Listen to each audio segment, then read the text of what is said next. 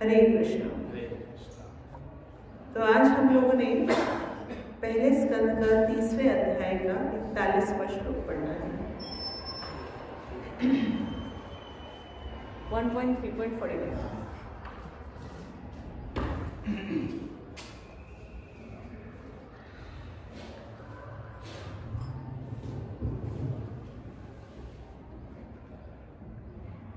तद्विघ्रायामास सुत्मात्मवतावरम् सर्ववेदेतिहासानां सारं सारसमुद्धृतम् तद्विदं ग्राह्यमायामास सुतम् आत्मवतावरम् सर्ववेदेतिहासानां सारं सारं समृद्धम् तद्विदं ग्राह्यमास सुतमात्मवताम्बरम् सर्ववेदेतिहासानां सारं सारं समुद्धृतम् तदिदं ग्राह्यमास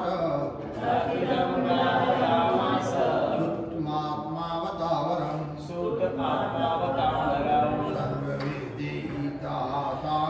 सर्ववेदेतिहासानां सारं सारं समुद्धृतम् माताजी तदिदं ग्राह्यमास सुतमात्मवताम्बरम् सर्ववेदेतिहासानां सारं सारं समुद्धृतम् तद्विदं ग्राह्यमास सुतम् आत्मवताम्बरम् सर्ववेदेतिहासानां सारं सारं समुद्धृतम् Tat, that, idam, this, grahyam asa, made to accept, sutam, unto his son, atmavatam, of the self-realized, varam, most respectful, sarva, all, Veda, Vedic literature, Itihasana, of all the histories, Saram, cream, Saram, cream, Samudradam, taken out. Translation purport by Shri Prabhupada ki jai, Shri Narasimha Subhadra Maharaj ki jai, Shri God is life. Shri Vyasadeva delivered it to his son, who is the most respected amongst the self-realized, after extracting the cream of all Vedic literature and the histories of the universe. Purport: men with poor fund of knowledge only accept the history of the world from the time of Buddha, or since 600 BC. And prior to this period, all histories mentioned in the scriptures are calculated by them to be only imaginary stories. This is not a fact. All the stories mentioned in Puranas and Mahabharata, etc. are actual stories, and not only of this planet but also of the millions of other planets within the universe. Sometimes the history of the planets beyond this world appear to such men to be unbelievable, but they do not know that different planets are not equal in all respect, and that therefore some of the historical facts delivered from other planets do not correspond with the experience of this planet. Considering the different situation of different planets and also the time and circumstances, there is nothing wonderful in the stories of Puranas, nor are they imaginary. We should always remember the maxim that one man's food is another man's poison. We should not therefore reject the stories and histories of Puranas as imaginary. The great rishis like Vyasa had no business putting some imaginary stories into the literature. In the Srimad Bhagavatam, historical facts selected from the histories of different planets have been depicted. It is therefore accepted by all the spiritual authorities as Mahapurana. The special significance of these histories is that they are all connected with the activities of the Lord in a different time and atmosphere. Shri Sukadeva Goswami is the topmost personality of the self-realized soul, and he accepted this as a subject of studies from his father, Vyasadeva. Shri Vyasadeva is the great authority, and the subject matter of Srimad Bhagavatam being so important, he delivers the message first to his great son Shri Sukadeva Goswami. It is compared to the cream of the milk. The Vedic literature is like the milk ocean of the knowledge. The cream of butter is most palatable essence of milk, and also is the Srimad Bhagavatam, for it contains all palatable, instructive, and authentic versions of different activities of the Lord and his devotees. There is no gain, however, in accepting the message of Bhagavatam from the unbelievers, atheists and professionals to Shri Sukadeva Goswami. And he had nothing to do with the Bhagavad business. He did not have to does not have to maintain family expense by such trade. Srimad Bhagavatam should therefore be received from the representative of Sukadeva, who must be in the renounced order of life without family balances. Milk is undoubtedly very good and nourishing, but when it is touched by the mouth of a snake, it is no longer nourishing, rather it becomes a source of death. Similarly, those who are strictly in the Vaishnava discipline should not make a business of the Bhagavatam and become a cause of spiritual death for so many hearers. In the Bhagavad Gita, the Lord says that the purpose of all Vedas is to know Him, Lord Krishna, and Srimad Bhagavatam is Lord Krishna himself in the form of recorded knowledge. Therefore, it is cream of all the Vedas, and it contains all the historical facts of all times in relation with Sri Krishna. It is factually the essence of all histories. Hare Krishna. Om Ajnanatimirandhasya Jnananjana Shalakaya Chakshurmilitam Yena Tasmai Shri Gurave Namah. Shri Chaitanya Manobhishtam Sthapitam Yena Bhutale Swayarupa Kadamayam Dadati Swapadantikam Vandeham Shri Guru Shri Yuttapadakamalam Shri Gurun Vaishnavanscha Shri Rupam Sagrajatam Sagan Raghunathanvitam Tam Sajivam Sadhvetam Savadutam Parijan Sahitam Krishna Chaitanya Devam Shri Radha Krishna Pada Sagan Lalita Shri Vishakhanvitanscha He Krishna Karuna Sindhu Deen Bandhu Jagatpate Gopesha Gopyakanta Radha Kanta Namastute Tapta Kanchan Gaurangi Shri Radhe Vrindavaneshwari Vrishbhanu Sute Devi Pranamami Hari Priye Vancha Kaltarubhyascha Kripa Sindhu Bhayevacha Patitanam Pavanebhyo Vaishnavebhyo Namo Namah. Jai Shri Krishna Chaitanya Prabhu Nityananda Shri Advaita Gadadhara Shivasadi Gaur Bhakta Vrinda. Hare Krishna, Krishna Krishna, Hare Hare, Hare Rama, Rama Rama, Hare Hare. Namo Vishnu Padaya, Krishna Prishtaya Bhutale, Srimate Bhakti Vedanta, Swami Ti Namine. Namaste Saraswati Deve, Gauravani Pracharine, Nirvishesha Shunyavani, Pashyat Deshatarine.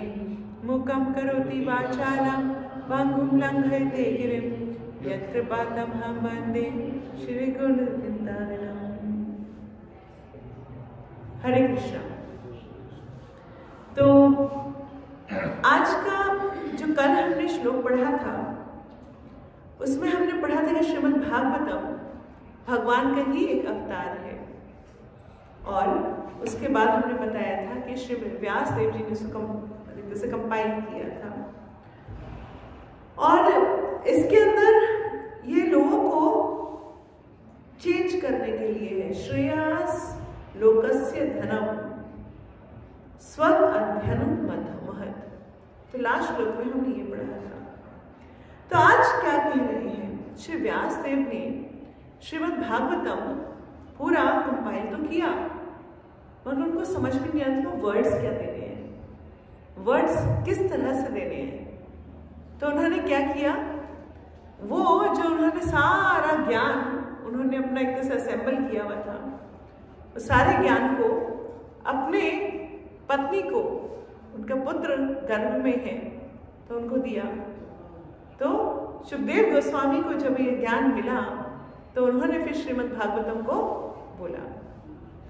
तो क्या बोला गया कि श्रीमद् व्यास देव जी ने अपने बेटे को दिया, और जो भी लोग आत्म साक्षात्कार के पद पे उनमें से सबसे श्रेष्ठ है। और ये जो भागवतम है ये क्या है? सारम सारम। सार का मतलब क्या है? क्रीम, मतलब मक्खन ऊपर का, एसेंस। सारम सारम सर्व वेद इतिहासाना, और सारे वेदों और इतिहासों का क्या है? ये सार है। तो यहाँ श्री प्रभुपाद हमारे को बहुत इंपॉर्टेंट बात बोल रहे हैं। जब भी ह्यूमन हिस्ट्री की बात की जाती है, यहाँ पे बहुत सारे टीचर्स भी हैं, है ना, जब भी ह्यूमन हिस्ट्री की बात की जाती है तो क्या बात करते हैं? कहानी सुनाते हैं हमेशा before Christ, after Christ, AD और बीसी। और बीसी में भी कहाँ तक इनकी नॉलेज आती है? बेसिकली बुद्धा, जो कि जीसस क्राइस्ट से 600 साल पहले आए थे। तो बुद्धिज्म जैनिज्म 600 साल पहले आए थे। और जिस समय बुद्धिज्म और जैनिज्म था, उस समय जो बुद्धा की स्टोरी आती है, गौतम बुद्ध की स्टोरी जब आती है, तो उस टाइम पे भी पूरी जो सभ्यता है डेवलप थी। फिर वो बोलते नहीं, इसके पहले का हमारे पास कुछ भी कंक्रीट नहीं है, इसलिए सब कुछ क्या है? इमेजिनरी है। वो बोलते हैं इमेजिनरी, इससे पहले का तुम जो भी बताओगे क्या है? वो इमेजिनरी है, जबकि वो काल्पनिक नहीं है। श्री प्रभुपाद बोल रहे हैं कि 600 वर्ष पहले जब गौतम बुद्ध की कहानी सुनते हैं, तब भी हम क्या सुनते हैं कि वो राजा के बेटे थे, ऐसा ऐसा राज्य था, ये था, वो था।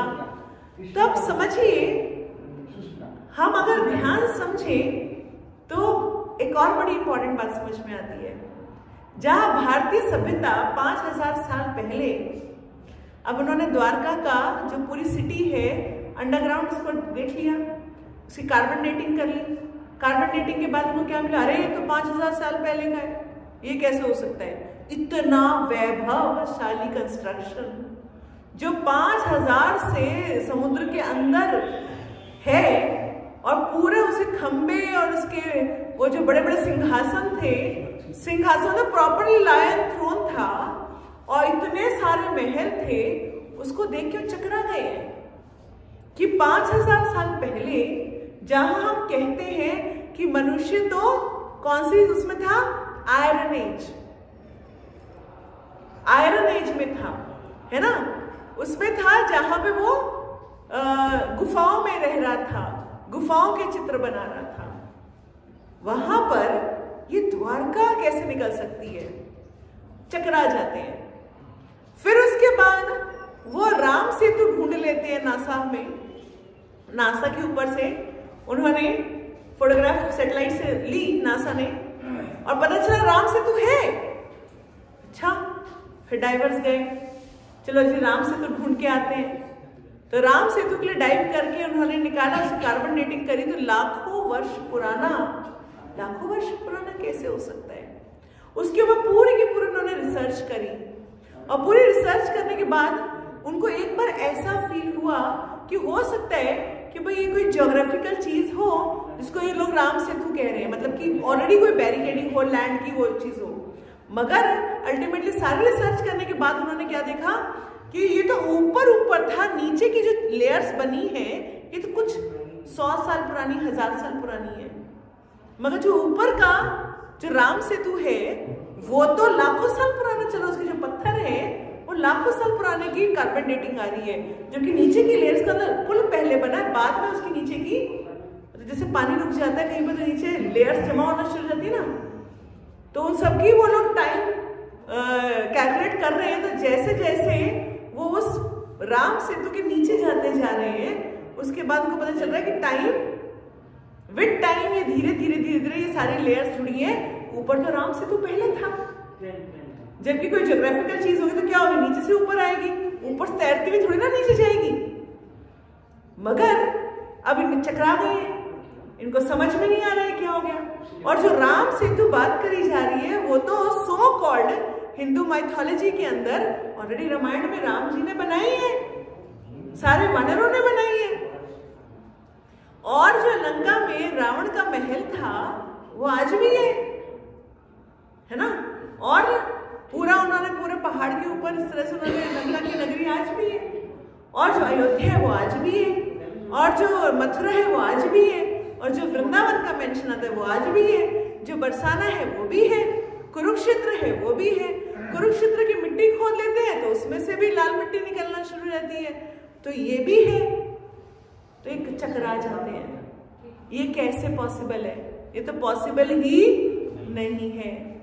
इसकी वजह से वो क्या करते हैं, नहीं नहीं नेति नेति हम नहीं सुनते, जो हमें समझ में नहीं आ रहा हम उस पर विश्वास नहीं करते, ये तो माइथोलॉजी है। तो अगर हम ध्यान से देखें तो पहले बोलते हैं अरे 5000 साल पहले तो ड्रैगन्स जिंदा थे, तो थे ना। हमने जब रावण और राम की युद्ध देखा उसके अंदर कितने बड़े बड़े उन्होंने देखे थे, कितने बड़े बड़े क्रीचर्स थे, कितने बड़े बड़े राक्षस थे, है ना।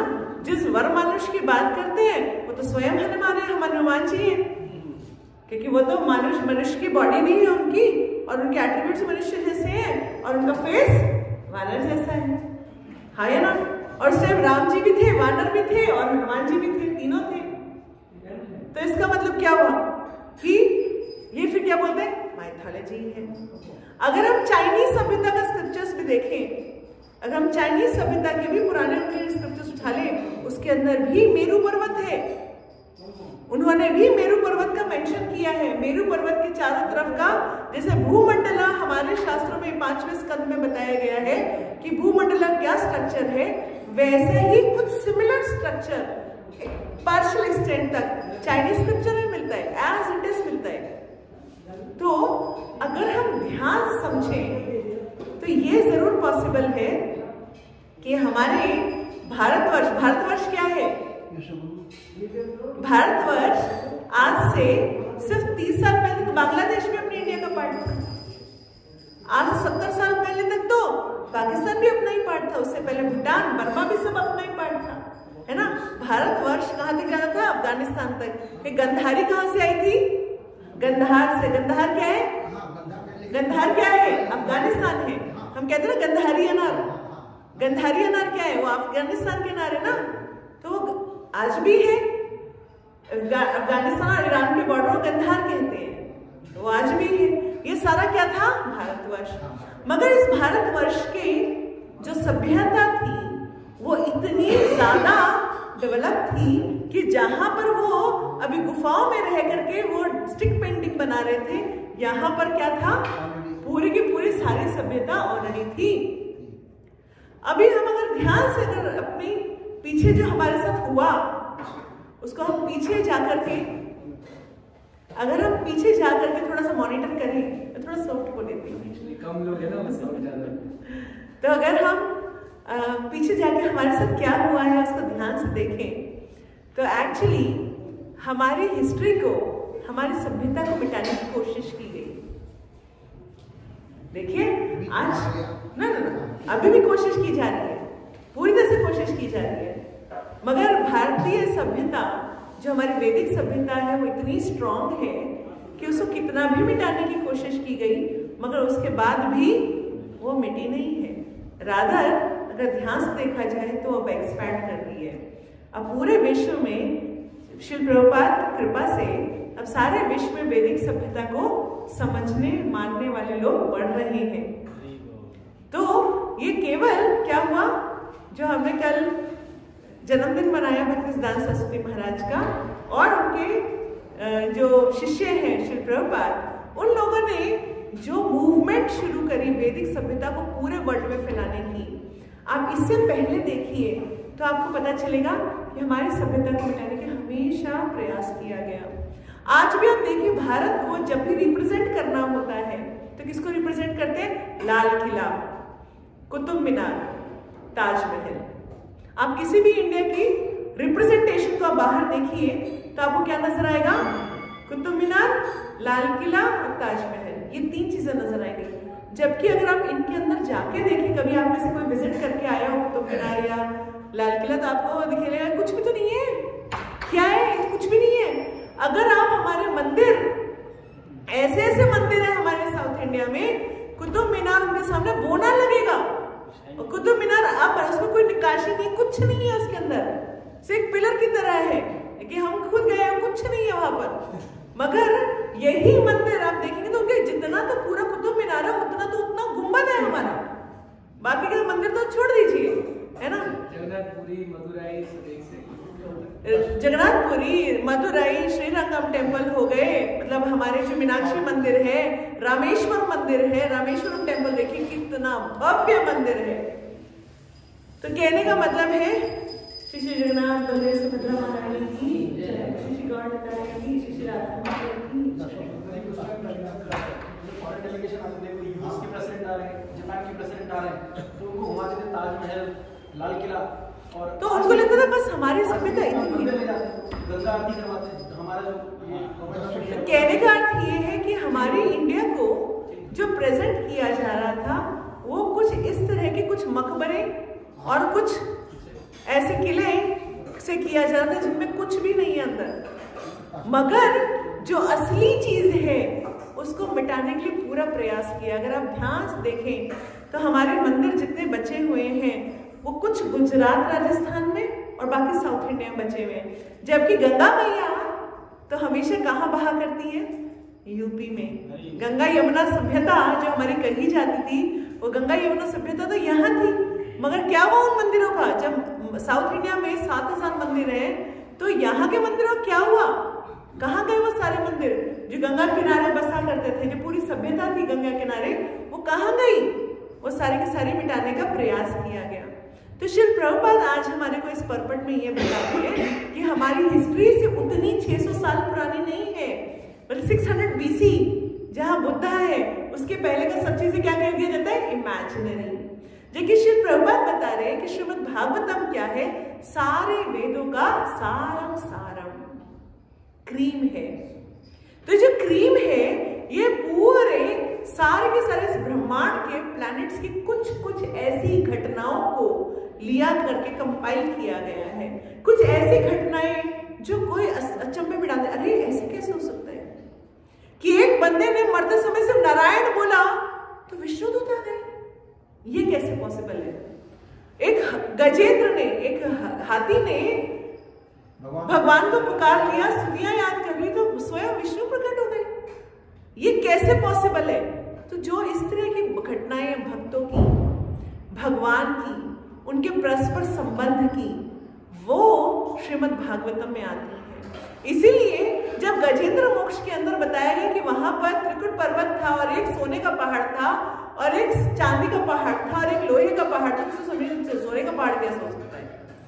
सोने का पहाड़ तो हो ही सकता, कहाँ है? बताओ, दिखाओ जी, दिखाओ जी, है ना। और वहां पे दूध की नदी बहती है, तो हमारे को तो क्षीर सागर भी पता है, मगर उनको नहीं पता कि क्षीर सागर कोई चीज है, क्योंकि वो केवल अपनी इस पृथ्वी को भी ठीक से नहीं जान पाए। इस पृथ्वी में भी कितनी ऐसी चीजें हैं जो कि वो अपनी साइंटिफिकली उसको कैलकुलेट, उसको चीज नहीं कर पा रहे हैं।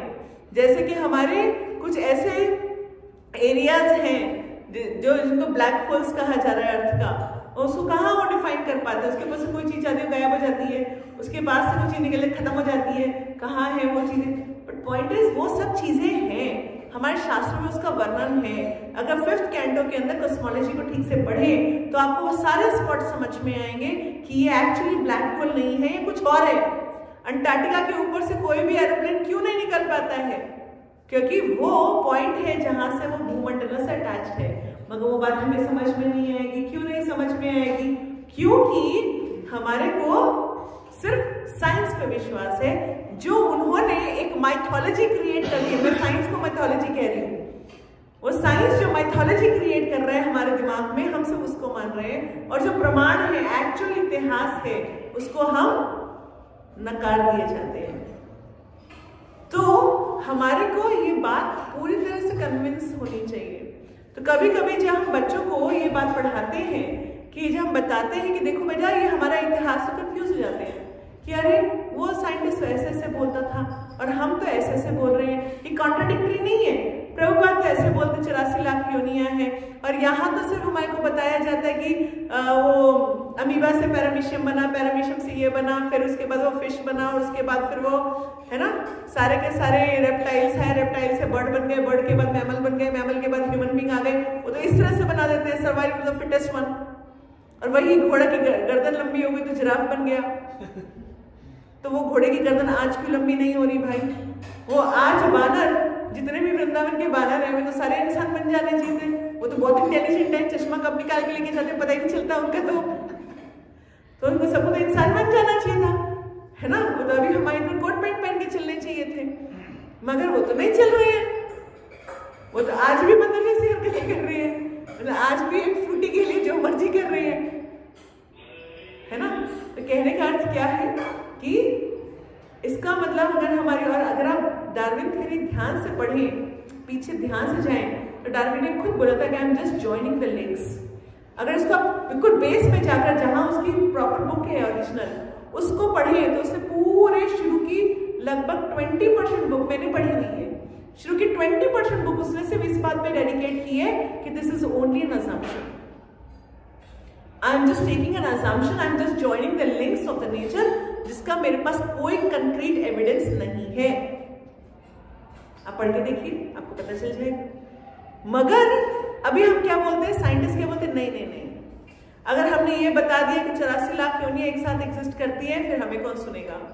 अगर हम ये बता दें कि सोल है, तो फिर हमारी क्लोनिंग की जो थियरी हम लोग फालतू की बना रहे हैं, वो कौन सुनेगा? है ना? अगर हम ये बता दें तो हमारे पर विश्वास कौन करेगा? फिर हमारे जो, हम लोग किसी भी चीज को जो शास्त्रों में लिखा गया है, उसको पेटेंट कौन करने देगा? हम बोलेंगे तो शास्त्रों में पहले से है, तो हम इसको बोले तो नहीं नहीं, तो माइथोलॉजी है। फिर उसके बाद हम नीम को पेटेंट करेंगे, हम हल्दी को पेटेंट करेंगे, हम इसको पेटेंट करेंगे, उसको पेटेंट करेंगे। कैसे कर पाएंगे? जब वो सब चीज पहले से ही वैदिक सभ्यता में है, तो हम उसको पेटेंट कर ही नहीं सकते। जो पहले से किसी ने रिसर्च कर, किसी ने पहले से ढूंढ रखा है, तो उसको हम पेटेंट करा सकते हैं क्या? नहीं करा सकते हैं, राइट? मगर क्या कर रहा, पहले तो उन्होंने क्या कर दिया, हम तो इसको नल एंड वॉइड, इसको सब जीरो कर दो, भूल जाओ। अब पूरा का पूरा संसार धीरे धीरे संस्कृत पे आ रहा है, धीरे धीरे वो चीजों को समझने का प्रयास कर रहा है, मगर छुप के। अगर सामने इंडिया वालों को बोल दिया भैया तुम्हारी चीजें कॉपी मार रहे हैं हम, तो फिर वो ग्रेट नहीं बन जाएंगे। तो हमें ग्रेट बनना है, इसलिए क्या करेंगे, हम ये सारी चीजें करेंगे, मगर छुप के करेंगे। मगर इसीलिए श्रील प्रभुपाद बोल रहे हैं कि श्रीमद् भागवतम जो है, वो हमारे पूरे इतिहास का सारम है। तो इसीलिए हमारी जो इतिहास है, इसको प्रभुपाद एक लाइन यहाँ पे बोल रहे हैं, बहुत प्यारी लाइन लिखी प्रभुपाद ने।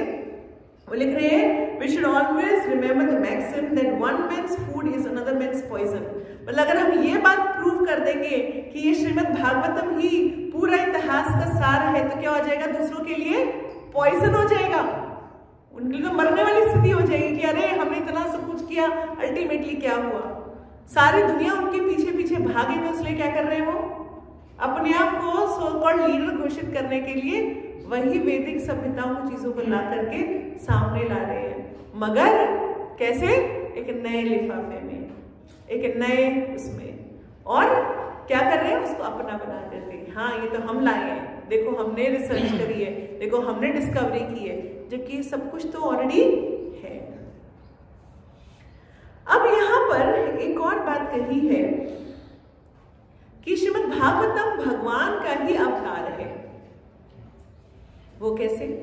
जब भगवान श्री कृष्ण गए, इन्होंने अपनी लीला समाप्त करी, तो जब समाप्त करी अपनी लीला यहाँ पर, क्योंकि भगवान को तो एक लिमिटेड टाइम तक लिमिटेड लीला करनी है, ये तो ट्रेलर है सिर्फ भक्तों को अट्रैक्ट करने के लिए। तो भगवान ने कोई अनंत लीला तो यहाँ पे करनी नहीं है, अनंत लीला तो गोलोक धाम में ही होती है। तो भगवान ने यहाँ पे जैसे अपनी लीला वाइंड अप करी, तो मगर भगवान ने देखा देखो कलयुग आ रहा है। और ये कलयुग कैसा आ रहा है, कलयुग कैसा आ रहा है, मैं तो भगवत गीता तो बता दिया, भगवत गीता में मैंने सारा इंस्ट्रक्शन समझा दिया। हर एक इंसान को क्या क्या क्या क्या करना है चाहिए, कैसे उसका खाना होना चाहिए, कैसे उसकी तपस्या होनी चाहिए, कैसे उसका दान होना चाहिए, कैसे उसके मन की स्थिति होनी चाहिए, तुम्हारा माइंड क्या है, तुम्हारी बॉडी क्या है, तुम क्या हो, सब कुछ बता दिया, हर चीज खोल के समझा दी। फिर भी भगवान को पता है ये नालायक सब कुछ भी नहीं सीख पाएंगे। तो फिर क्या हुआ कि उस भगवत गीता को रैपर पहनाया गया, किसका, स्टोरीज का। जो महाभारत की स्टोरी है उसको पूरा व्यास देव जी ने लिखा, क्योंकि कलयुग में ये चीज भागवत में दी गई है कि क्योंकि कलयुग के लोग कैसे आएंगे, निर्बुद्धि आएंगे, उनको सीधा इंस्ट्रक्शन नहीं समझ में आएगी। तो जो एक्चुअली महाभारत की स्टोरी थी उसको भी लिखा गया और उस भगवत गीता को क्या किया, उसके बीच में डाल के दिया गया। भगवत गीता क्या है, महाभारत का पार्ट है, महाभारत का पार्ट है, राइट। तो क्या हुआ कि जो कलयुग के लोग आने वाले हैं जो कि बुद्धिहीन है, उनको सीधा भगवत गीता पकड़ा देंगे तो उनको कुछ समझ में नहीं आएगा।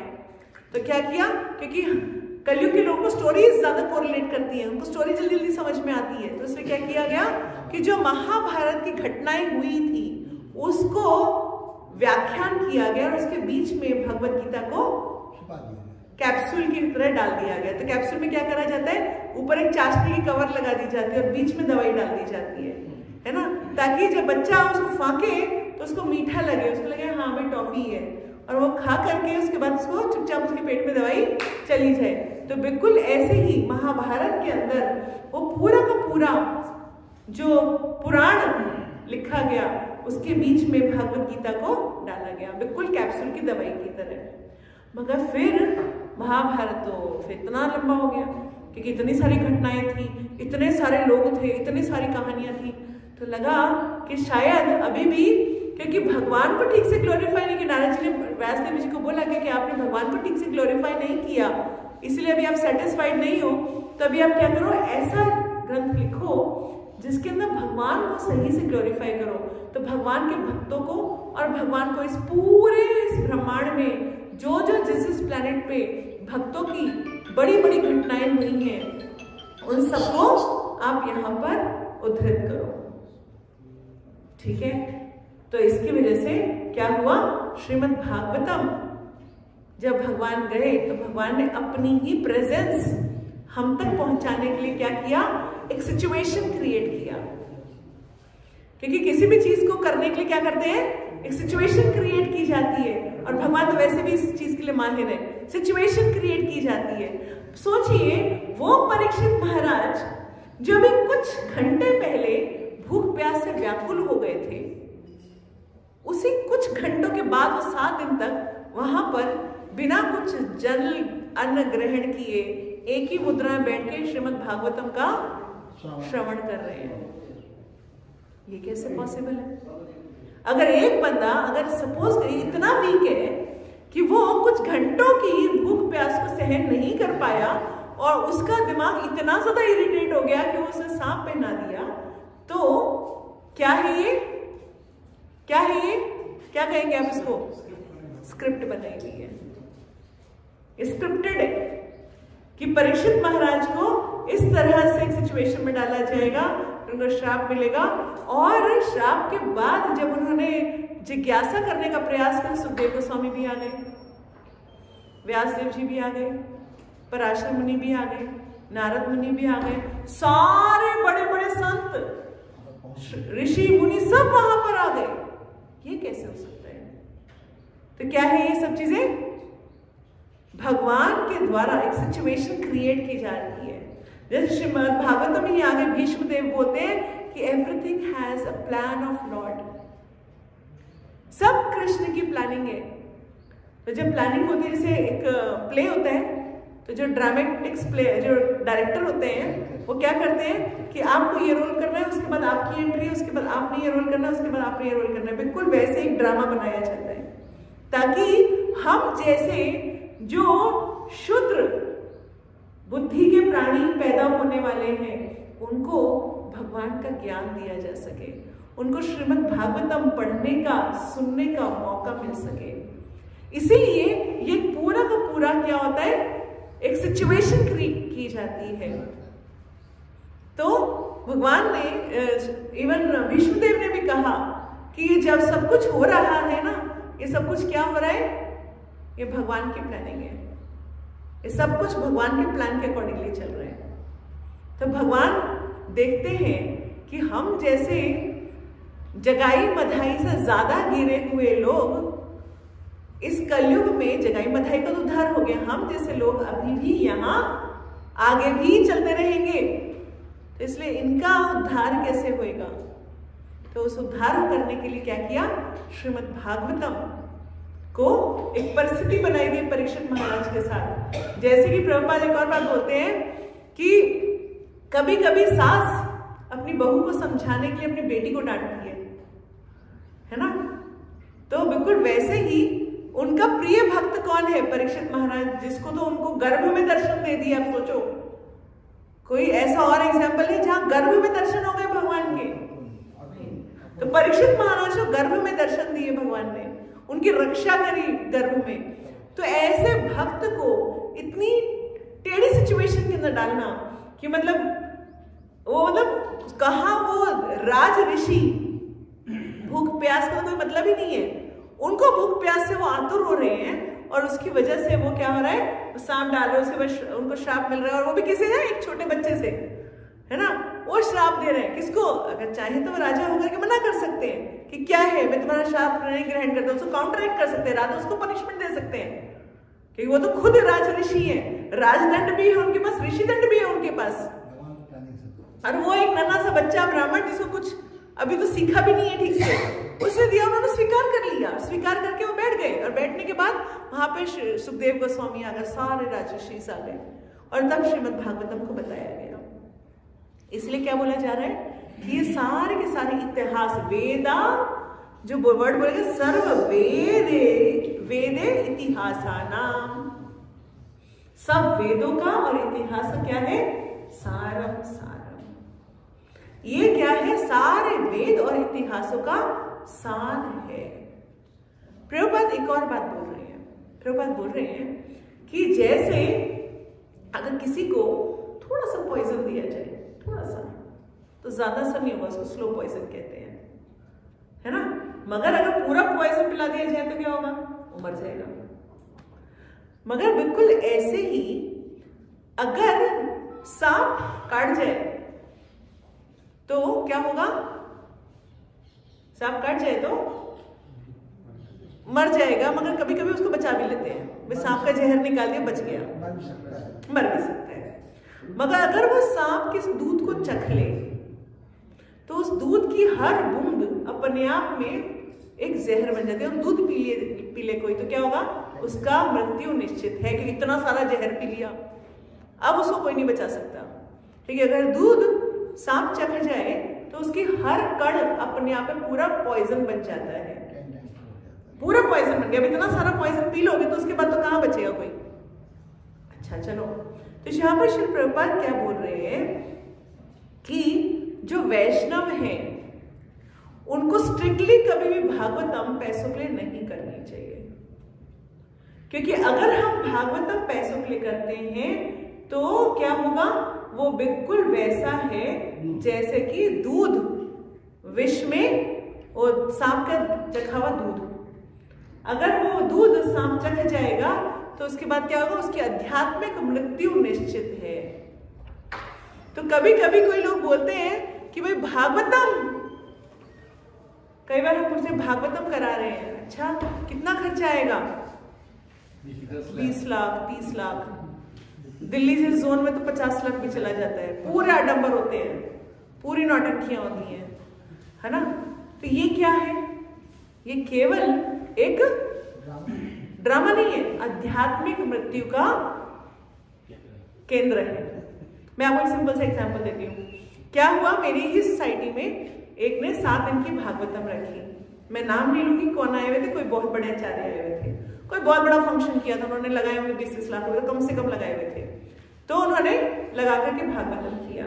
मेरी ही ब्लॉक के नीचे उसमें हो रहा था, पीछे पार्किंग बहुत बड़ा था। तो अब मेरे पास तो आएंगी, माता जी आप तो डिवोटी हो, कृष्ण भक्त, तो आप तो जरूर आना। जी जरूर आऊंगी, है ना। अब मैं नहीं गई क्योंकि मुझे पता है कि ये कौन है, मेरे को मृत्यु नहीं होगी। मगर फिर भी मैं क्या हुआ कि लास्ट में उनको लास्ट डे शक्ल दिखाने के लिए 5-7 मिनट के लिए गई कि भाई चलो बिल्कुल ही पड़ोसी हैं, अब एक बार तो 5-7 मिनट शक्ल दिखाने जानी है। जब उनकी आरती वारती हो रही थी उस समय चली गई कि चलो भाई ठीक है, आरती होगा कि मैंने कुछ वहां पर वो सब करा। तब उन्होंने कहा जी भंडारा लगाया हुआ, प्रसाद पाके जाएगा, दिस दैट, ठीक है। अब मैंने उनसे पूछा आपने 7 दिन की भागवतम, अच्छा मैं गई थी तो ऑब्वियसली उन्होंने मेरे हाथ में माइक पकड़ा दिया था 2 मिनट के लिए। तो मैंने सिंपल सा पूछा कि आपने सबने 7 दिन की भागवतम श्रवण किया, आप सबको क्या समझ में आया कि भगवान कौन है? सिर्फ इतना प्रश्न पूछने पर वो जो वक्ता जो आए हुए थे उनका मुंह सफेद हो गया, राइट, और सारे गुलमुल गुलमुल गुलमुल गुलमुल करने लगे। कोई जवाब नहीं आया, कुछ कुछ कुछ कुछ कुछ कुछ बोलने लगे। ठीक है, उसके बाद जब मैं वहां से निकली, मतलब वहां से निकलने लगी तो सारे के सारे लोग थे।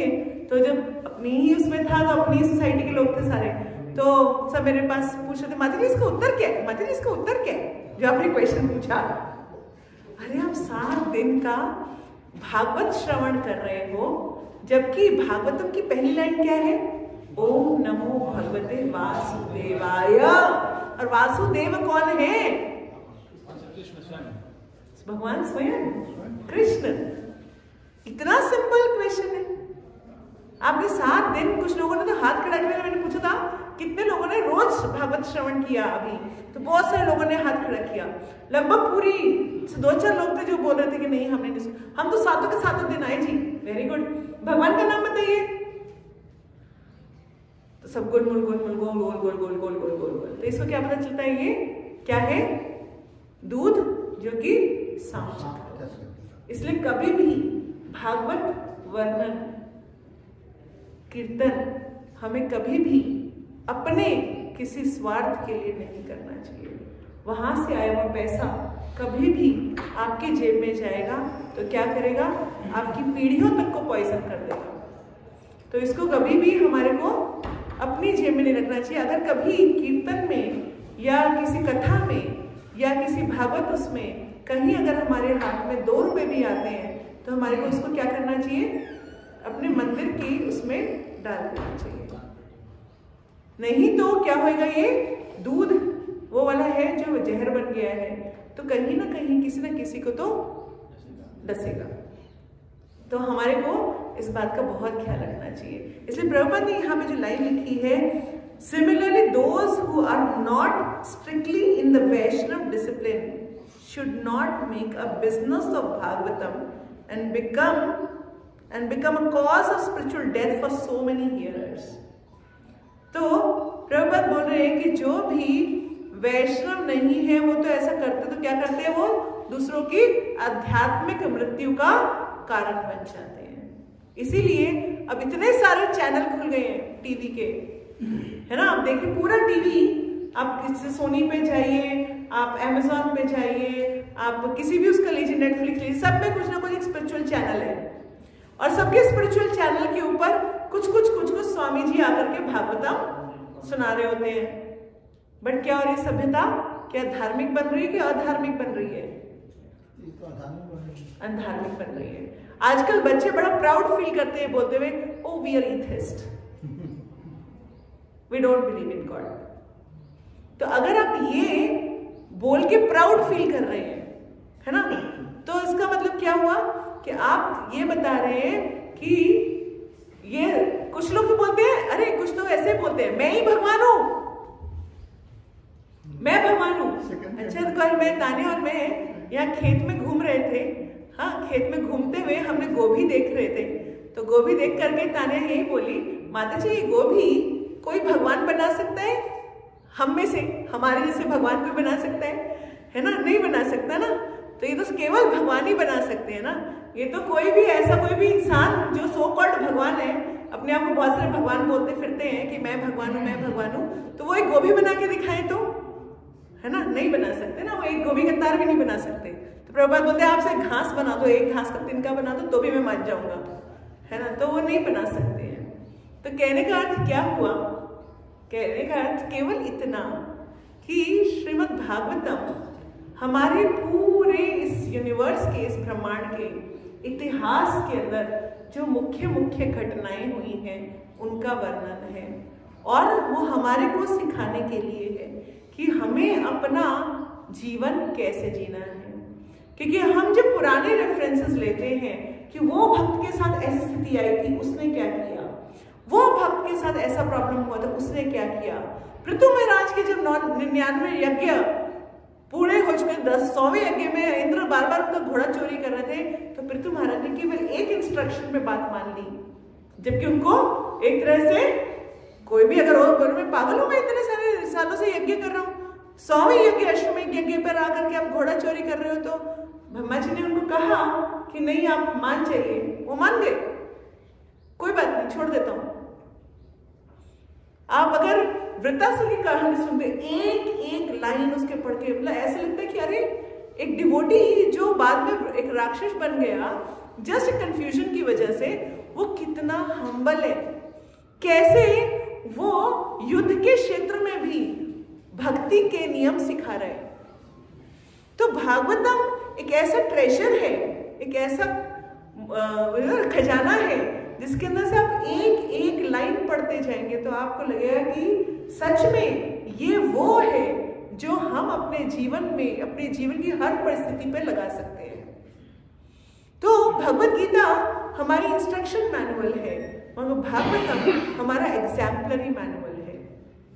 हमें एग्जाम्पल देके सारे भक्त सिखा रहे हैं कि देखो ऐसी स्थिति में ऐसे ऐसे करते हैं, और ऐसी स्थिति में इतना टॉलरेंट हो सकते हैं, इतना हमें कॉपरेशन करना है, इतना हमें टॉलरेंस करना है।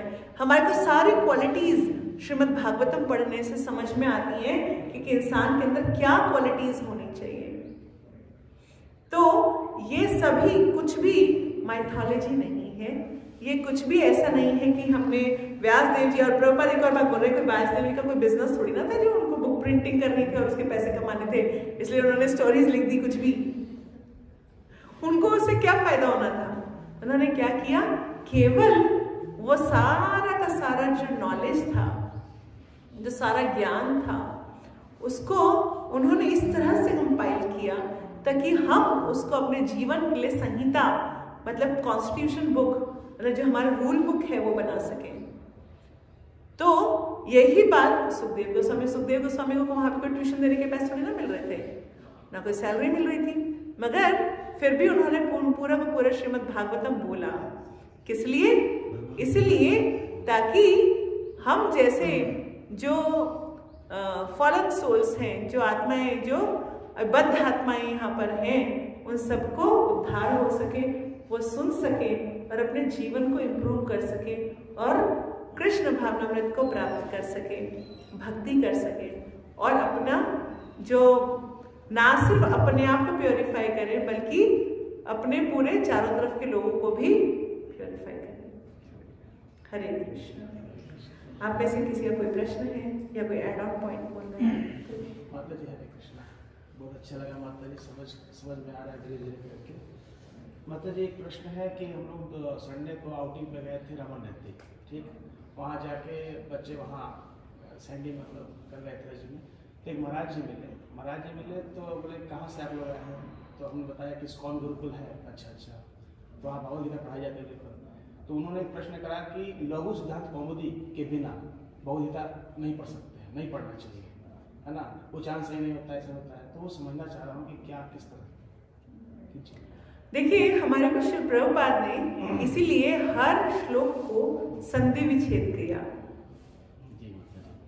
हर वर्ड का मतलब समझाया, उसके बाद हर वर्ड ज्वाइन करके हमारे को पूरा का पूरा ट्रांसलेशन दिया, और फिर और डीप में समझाने के लिए पूरा परपट दे दिया। वो बात ठीक बोल रहे हैं, मगर तब बोल रहे हैं जब आप सीधा भगवत गीता पढ़ने बैठ जाओ, सिर्फ श्लोक, उसको समझाया ना जाए, उसको संधि विच्छेद ना किया जाए, उसका मीनिंग ना समझाया जाए, तो हमारे को उन सब चीजों की जरूरत पड़ेगी। मगर जब प्रभुपाद ने क्या किया, प्रभुपाद ने भैया ये तो सारे वर्ल्ड में पहुंचाना है, अब कौन ये लघु कौमुदी पढ़ेगा, तो फिर क्या करेंगे, हर वर्ड को संधि विच्छेद करो, ट्रांसलेट करो, ज्वाइन करो, सेंटेंस बनाओ, परपट्स लिखो, सारे शास्त्रों का जूस निकाल के परपट में डाल दिया। अगर मैं जितनी मेरी थोड़ी नॉलेज है उसके हिसाब, मतलब मैंने जितना समझा है आज तक, जितना मैं प्रभुपाद की चीजों को पढ़ती जा रही हूँ और डीप, मतलब भगवान की दया से अभी 28वीं बार भगवद गीता चल रही है मेरी, मगर इसमें भी हर बार पढ़ के मुझे ऐसा लगता है मैंने पिछली बार तो कुछ पढ़ा ही नहीं था, मैं निर्बुद्धियों को समझ में ही नहीं आया था। हर बार मुझे ऐसा लगता है कि नहीं, अब की बार मुझे कुछ ज्यादा समझ में आया, पिछली बार तो मुझे समझ में ही नहीं आया था, तो पहले इतना तो पढ़ लो। प्रभुपाद ने हमारे को हर चीज प्रॉपरली तोड़ तोड़ के समझा दी है, एक एक चीज को लिख दी है, ताकि हमारे को जो और चीजें चाहिए समझने के लिए उसकी जरूरत ना पड़े। अगर प्रभुपाद ने ये ट्रांसलेशन हमारे कुछ श्लोकों को संधि विच्छेद ना किया होता, ट्रांसलेशन नहीं किया होता, सिर्फ श्लोक छोड़ दिए होते, तो हाँ वो ठीक कह रहे थे। मगर अगर प्रभुपाद ने कर दिया है तो फिर हमारे को किसी और चीज की जरूरत नहीं है।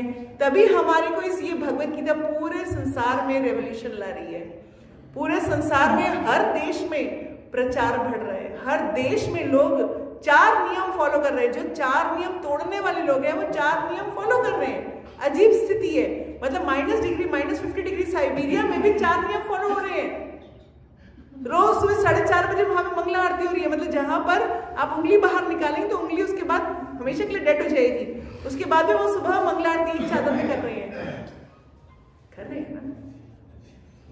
तो इसका मतलब क्या हुआ कि ये प्रभुपाद के ग्रंथों की महिमा है, हमारे जैसे छोटे चींटियों और मकोड़ों के बस की है कि हम भागवतम पढ़ लें और भगवद गीता पढ़ लें। मतलब मेरे को ऐसा लगता है, आप लोग तो सब भक्त हैं, धाम में रह रहे हैं, मैं तो आपकी सिर्फ एक बात बता रही हूँ कि मैं मेरी जैसी एक छोटी सी होता है ना मकोड़ा चींटी जैसी एक बंदी जिसका कोई अस्तित्व नहीं है इस पर पृथ्वी पर, ऐसे बंदी को भगवद गीता और भागवतम पढ़ने का मौका मिल रहा है और यहाँ पर आप इस संतों के पीछे बैठने के बात करने का मौका मिल रहा है, तो ये कोई आम बात नहीं है, ये सिर्फ केवल प्रभुपाद की और गुरु महाराज की कृपा है। ये सिर्फ केवल उनकी कृपा है कि हम आज मतलब मुंह खोल पा रहे हैं, नहीं तो हम लोग तो सुपर कंफ्यूज लोग हुआ करते थे, कुछ पता ही नहीं था। हरे कृष्ण। माता जी आपने कहा जैसे भागवतम और किसी के जैसे वहाँ भागवतम हो रही है, भगवान का नाम भी हो रहा है और मतलब चाहे वो पालन भी कर रहे हैं, वो 4 संप्रदाय से हैं, तो उसके लिए फिर तो सुन सकते हैं। प्रभु बिल्कुल मैंने मना नहीं किया, मगर प्रभुपाद जो बोल रहे हैं वो ये कह रहे हैं कि इसको हमारे को पैसों के लिए नहीं करना चाहिए। अगर हम ये भागवतम कहीं पे भी कर रहे हैं, हम दूसरे क्या कर रहे हैं कि मैं उसके ऊपर कोई टिप्पणी नहीं करना चाहती, मैं सिर्फ ये कहना चाहती हूँ कि हम जब वैष्णव समाज में हैं, हम जब भी कभी कोई भागवतम करें, कहीं कोई कीर्तन करें, कथा करें और उससे जरा सा भी हमारे कोई अर्निंग होती है, तो उस अर्निंग को हमें कहाँ लगाना है, उसको यहाँ पर ला करके उस वाले गुल्लक में डाल जाना है, क्योंकि वो अर्निंग हमारे लिए नहीं है, वो केवल भगवान के कार्यों में ही लगनी चाहिए, हमारा उसमें कोई रोल, कोई अंश नहीं होना चाहिए। तो हम जब भी कभी जाते हैं, जैसे हम लोग तो प्रीचिंग पे जाते हैं तो बहुत बार कीर्तन करते हैं, बहुत बार लोगों के हाउस प्रोग्राम्स करते हैं, तो वो लोग कुछ ना कुछ लिफाफा पकड़ाते हैं, हम सिंपल अपनी रसीद बुक जरूर लेके जाते हैं। ये रूल है, आरती थाली में 10 रुपए भी आएंगे तो उसकी रसीद काट करके उनके हाथ में पर्ची पकड़ा के आएंगे। ये हमारी पूरी टीम का, वहाँ पे दिल्ली की टीम का रूल बना रखा है, हमने ये अपनी टीम का रूल बना रखा है कि अगर पूजा की थाली में है तो उनके सामने बैठ के गिनिए और उनके जितने कॉइन्स भी हैं उसको भी पूरा लीजिए और उसकी एक पर्ची बना करके उनके हाथ में देके आइए, ताकि वो एक पैसा मंदिर के अकाउंट में जा सके, क्योंकि उसका 1 रुपया भी हमारा अंश नहीं है। हरे कृष्ण। मतलब जैसे आपने अश्वमेध यज्ञ का एग्जांपल दिया, 100 अश्वमेध यज्ञ के बाद हाँ, तो एक तरह से पेशेंस का एग्जांपल है बहुत ज्यादा, पेशेंस एंड ओबीडियंस। तो शास्त्र में कई सारे एग्जांपल हैं जो बहुत ज़्यादा एग्जैजरेशन लगते हैं कि ये तो प्रैक्टिकली पॉसिबल हो पाएगा, इतना पेशेंस किसी के अंदर, और है नहीं है, तो रियल लाइफ उसमें भी माता जी ऐसे आप पता नहीं क्या पता आपकी लाइफ में कितना पेशेंस आपने देखा है और डिवोटीज में कितना देखा है, लेकिन ऐसा कई बार कैन यू से कि शास्त्रों की इसी एग्जाम्पल कुंती महारानी के लेवल पे कोई डिवोटी आज भी हैं? बिल्कुल है, हमारे सारे आचार्य, हम उन सबको देखें, हमारे जितने सीनियर डिवोटीज को हम देखें तो हमारे को तो ऐसे ही लगता है कि अरे वो कैसे इतना सब कुछ कर रहे हैं, कितना टॉलरेट कर रहे हैं। अब आप सिर्फ गुरु महाराज को भी देखें तो हम जैसे रोज उनके पास तकलीफें लेके पहुंच जाते हैं, तो मतलब तब भी गुरु महाराज स्माइल कर रहे होते हैं, आशीर्वाद दे रहे होते हैं, उन्हें इंगेज कर रहे होते हैं। हम जैसे अनर्थ भरे हुए लोगों को भी इंगेज कर रहे होते हैं किसी न किसी सेवा में। तो ठीक है, मतलब वो लोग तो एपिटोम है, मतलब like they are like epitome of all these qualities. So we are learning, हम सब सीख रहे हैं वो सब चीजें, तो हम उनको देख करके आदर्श बन करके सीखते हैं। भागवतम पढ़ते हैं तो कभी कभी हमारे दिमाग में, जैसे आपने कहा कि हमें लगता है कि थियोरेटिकल है, पर थियोरेटिकल नहीं है, इसको प्रैक्टिकली अगर हम देखें तो पॉसिबल है। और वो हम अपने आगे में हमेशा एक बात बोलती है कि जिस भी लाइन में जाना हो पहले एंड वालों को देखो कि जो लोग इसमें बहुत श्रेष्ठ है, क्या वो खुश है। धन कमाना हो तो अंबानी को देखो, क्या वो खुश है ना, तभी धन कमाने की तरफ आगे बढ़ो, है ना। जब अगर वो खुश ना दिखे, दिखने में नहीं असली में जाके देख के आना पड़ेगा, है ना, तो फिर वापस आ जाना, कोई फायदा नहीं है उसका, है ना। अगर तुम्हारे को मन करे कि हाँ भाई मेरे को बहुत ज्यादा नाम कमाने से मैं बहुत खुश हो जाऊंगा, तो माइकल जैक्सन को देख के आना, वो खुश है, था, मरा जब खुश था, नहीं था, तो फिर वापस आ जाना भाई, कोई फायदा नहीं है। ऐसी भक्ति में अपने आगे वालों को देखो, क्या वो क्वालिटीज है उनमें, लगेगा हाँ है ना। माता जी, श्री राम जन्मभूमि के बारे में खुदाई किया गया, बहुत कुछ प्राप्त भी हुआ, लेकिन ऐसे प्रवृत्ति के लोग कैसे फिर ना मानना चाहते हैं? जी मैं तो सबको ना एक ही बात बोलती हूँ, देखो सबको हम नहीं सुधार सकते। यहाँ पे बहुत सारे आसुरी प्रवृत्ति के लोग भी होते हैं, हमें उनको नहीं सुधारना है। अभी तो हमारे को, हम जैसे छोटे छोटे लोगों को तो क्या करना चाहिए, जो एक मिनट चाहिए, मैं बोल रही हूँ, जो नेगेटिव नहीं है, जीरो पे है, अभी उनको प्रीचिंग कर लो। अभी वो भी बहुत लोग हैं, वो तो अपने आंखों देख रहे हैं, खाओ मिला भगवान का, खाओ मिला, खाओ भगवान का है, ये चीज है, ये आपका ये है। तो आप एक बात बताओ, सुनो मेरी बात सुनो। आप बोलते हैं माता जी ये माउस है, ये कीबोर्ड है, मैं बोलती नहीं है, अब बोलते नहीं ये कीबोर्ड है, मैं बोलती नहीं है, कहाँ है, दिखा के दिखाओ मुझे तो नहीं दिख रहा। तो आप मुझे कैसे दिखा सकते हो, दिखा सकते हो, नहीं दिखा सकते ना। मैं बोल रही नहीं है तो नहीं है, मुझे नहीं दिख रहा, आप मेरे को कैसे प्रूव करोगे कि मुझे दिख रहा है, ठीक है। तो अभी हमारे को प्रीचिंग सिर्फ उनको करनी है जो कुछ श्रद्धावान है, श्रद्धावान जन है, श्रद्धावान जन। तो नित्यानंद प्रभु ने क्या कहा, श्रद्धावान जन है, श्रद्धावान जन।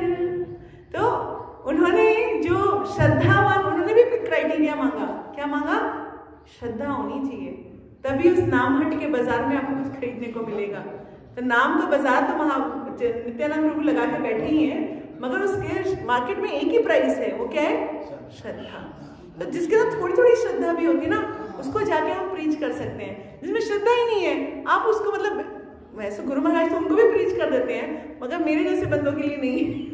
नेट ऑफ इंस्ट्रक्शन कोर्स भी किया था ना, उसमें क्या बताया था, मध्यम अधिकारी जो है तो वो क्या करता है, जो इनोसेंट लोग के श्रद्धा उनको प्रचार करता है, जो ऐसे ईर्ष्यालु लोग उनको क्या करता है, क्या सिखाता है आपको, मन से प्रणाम करता है, उपेक्षा, नेग्लेक्ट करता है। हमें कितना बार बताया कि ये चार चीज बहुत आवश्यक है मध्यम अधिकारी के लिए, भगवान के साथ प्रेम उत्पन्न करना, भक्तों के साथ मित्रता का व्यवहार करना, जो ईर्ष्यालु निंदुक लोग हैं, अश्रद्धालु लोग हैं, उनको उपेक्षा करना, उनको नेग्लेक्ट कीजिए। अभी हम उनको छोड़ देते हैं, जो श्रद्धालु है उनको प्रचार कीजिए, ठीक है। कितना बार तो बोला, ठीक है। अच्छा मैं आपको बताती हूँ, हम लोग तो जहाँ पे भी जाते हैं, अभी पता नहीं वो श्रद्धालु है कि नहीं है, दुखने तो सारे श्रद्धालु, उनको 24 घंटे जब चलता है, हमें तो 2 घंटे जब करने में दिक्कत होती है, बोलते हमें तो 24 घंटे जब चलता है, ऊपर सांस में ऊपर नीचे जब चलता है। अच्छा, बहुत बढ़िया बात है। तो हम क्या करते हैं, सबसे पहले उनको जब भी कभी कहीं नई जगह जाते हैं, तो हम उनको 2 ही चीजें करते हैं। आप भगवान का नाम लीजिए, ये माला है, आप हरे कृष्ण महामंत्र जब ये जो भी आप कर रहे हैं साथ में ऐड ऑन एक माला कर लीजिए। आप तो 24 घंटा जप करते हैं, 1 घंटा और कर लीजिए, एक जब 10 मिनट का और कर लीजिए, है तो वो बोलेंगे हाँ, तो उनको लगता है कि कर सकते हैं। फिर वो जब जप करते तो नाम, भगवान के नाम में इतनी पोटेंसी है, भगवान जो नाम प्रभु है वो इतने पावरफुल हैं कि उनको अपने आप रास्ते पे ले आते हैं। और दूसरा हम क्या करते हैं, उनके हाथ से कुछ पैसा ले आते हैं कि अरे 10-20 रुपए, 10,000 20,000 रुपए दे दो, मंदिर बन रहा है ना, मंदिर बन रहा है उसमें देंगे, है ना, तो आप दीजिए, आपको अभी ये बनाएंगे, वो बनाएंगे, पांडा बनाएंगे, एलएम बनाएंगे, ऐसा बनाएंगे, वैसा बनाएंगे, आपको दीजिए। तो वो लालच में ही से कुछ धन दे देते हैं। जब वो धन भगवान के चरणों में लग जाता है तो क्या होता है, उनको सुकृतियां मिल जाती हैं। फिर उनको कहीं ना कहीं उनके अंदर जो उनके वो भाव हैं वो पॉजिटिव होना शुरू हो जाते हैं। और मैं तो ऐसे मतलब कितनों को ही देखा है जो भगवान के लिए थोड़ा सा हम फंड्स ले आते हैं उनसे, और थोड़ा सा उनको माला दे आते हैं, उनको भगवत गीता है ना गिफ्ट कराते हैं। उसके बाद तो प्रभुपाद भगवत गीता में, नाम प्रभु हरिनाम में और सुकृतियां जो मंदिर में दान देने से उनको ये तीनों मिलाकर उनको प्रीचिंग कर देते हैं। हम तो नाम मात्र बन जाते हैं, निमित्त मात्र बन जाते हैं, तो वो भक्त बन जाते हैं। और ऐसे ऐसे भक्त बन जाते हैं कि बस हम देखते रहते हैं कि अरे ये भक्त बन गया, अरे वाह वाह वाह। तो थोड़ा थोड़ा उनके साथ हम कुछ ना कुछ नाम, जब हमेशा हमारे पास जब भी मैं वृंदावन आती हूँ तो वृंदावन के सारे लोगों को पता है, तो वो बोलते हैं आप कितनी माला लेके जाते हो, मैंने जो मिलता है हम तो माला दे आते हैं कि ये लो माला करो, हरे कृष्णा कृष्णा कृष्णा हरे हरे, हरे राम राम राम हरे हरे। उनके ऑफिस में जाके स्टिकर चिपकाए जाते हैं, इसको देख देख के एक माला कर लिया करो। बोलते अच्छा चलो ठीक है, एक माला तो कर सकते हैं, लेकिन 10 मिनट तो निकाल, अब 24 घंटे करते हो, 10 मिनट और से ही तो हो जाता है। आजकल गवर्नमेंट ऑफ इंडिया इस चीज़ को लेकर काफ़ी कंसर्न है। जैसे आप अभी हम बता रहे थे कि सिंक्रोनाइज इंडिया हो गया जाता था पहले ताजमहल से और कुतुब मीनार से, लाल किले से। तो भारत सरकार आजकल जो भी जैसे फॉरेन डेलीगेशन आते हैं, कोई यूएस जताएंगे प्रेसिडेंट, तो उनको गंगा आरती, उनको काशी कॉरिडोर, और अभी लास्ट मैं पढ़ रहा था सितंबर जुलाई या अगस्त के आसपास एक संस्कृत वीक डिक्लेयर किया, जैसे हिंदी पखवाड़ा होता है हमारा, और धीरे धीरे जैसे उन्होंने योग उसे दिवस से शुरू किया जून में, फिर ये मतलब अभी और ये सब चीज़ें ट्रेंड में भारत सरकार कर रही है। और अभी 125वीं जयंती श्रील प्रभुपाद की, तो सरकार इस बारे में कंसर्न है और शायद मतलब सोच रही है। देखिए प्रभुपाद कह के गए ही हैं कि भक्ति मूवमेंट आ रही है, तो भक्ति मूवमेंट में एक अच्छा राजा भी चाहिए होता है, कम से कम प्रो हो, है ना। तो कम से कम अब ये जरूर है कि प्रभुपाद जो कह के गए हैं कि भक्ति मूवमेंट आने वाली है, तो उसका हम सब अंश देख पा रहे हैं। हम देख पा रहे हैं कि जितने भी धाम हैं उनका जीर्णोद्धार हो रहा है, हम देख रहे हैं मंदिर दोबारा से रिजुवनेट हो रहे हैं। तो ये एक पॉजिटिव साइन है हम सब के लिए, और हम सबको बहुत सारी एनर्जी होनी चाहिए हम सब में कि हम 7 के 7 दिन अपनी, जहाँ हमारे को छुट्टी भी मिले, तो छुट्टी का मतलब ये नहीं कि हम घर में बैठे, जाइए अपनी माला पकड़ के और कुछ माला उठाइए, भगवत गीता उठाइए और डिस्ट्रीब्यूट करके आइए। पास के गांव में जाइए, जहाँ पर जा सकते हैं वहाँ जाइए और लोगों को हरिनाम करवाइए, क्योंकि ये अब वो समय आया हुआ है जहाँ पर हम सब जो एक दिन सो कॉल्ड हम छुट्टी लेके सोचते कि अरे बहुत दिन हो गए, इतना आराम करना, इतना काम किया, अब एक दिन आराम करना चाहिए, तो हमें आराम नहीं करना चाहिए। मेरे को हमेशा ऐसा लगता है हमें आराम नहीं करना चाहिए। जाओ किसी न किसी के पास और जाके उसको हरिनाम सुना के आओ। तो कोशिश ये करनी चाहिए कि जो आपका छुट्टी का दिन है उसमें 1 घंटा 2 घंटा निकालिए, और जहाँ पर आप आजू बाजू में जो गांव हैं, इलाके हैं, जहाँ पर जो मिलता है वहाँ जाके प्रीचिंग बुक डिस्ट्रीब्यूशन करिए, प्रभु जी आपको हेल्प करेंगे। एक्चुअली अच्छा मुकेश ने बताया, हम लोग करते हुए विजय को आज नहीं है।